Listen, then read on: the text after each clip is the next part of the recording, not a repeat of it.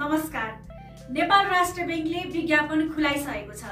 विज्ञापन भर्ने अन्तिम मिति सिंगल दस्तुरमा पौषको 26 गतेसम्म रहेको छ र डबल दस्तुरमा माघको 4 गतेसम्म रहेको छ र स्मार्टजीकेले माघको 7 गतेबाट नयाँ कक्षा चौथो र छैटौं लेभलको नयाँ कक्षा सुरु गर्न गइरहेको छ।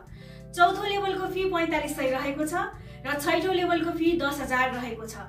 चौथो लेभलमा हजुरहरूले डेली एमसीक्यू एक्जाम र पीडीएफ नोटहरू नेपाली इंग्लिश दुवै मिडियममा पाउनु हुनेछ र हरेक शनिबार मक टेस्ट एक्जाम पनि हुनेछ र लाइभ भएको रेकर्डेड भिडियोहरू एक्जाम नभएसम्म हेर्न पाउनु हुनेछ र साथै यसमा बैंकिङ प्रिपरेसन भनेर एउटा नेपाली मिडियमको बुक छ, त्यो पनि हजुरहरूलाई उपलब्ध हुनेछ।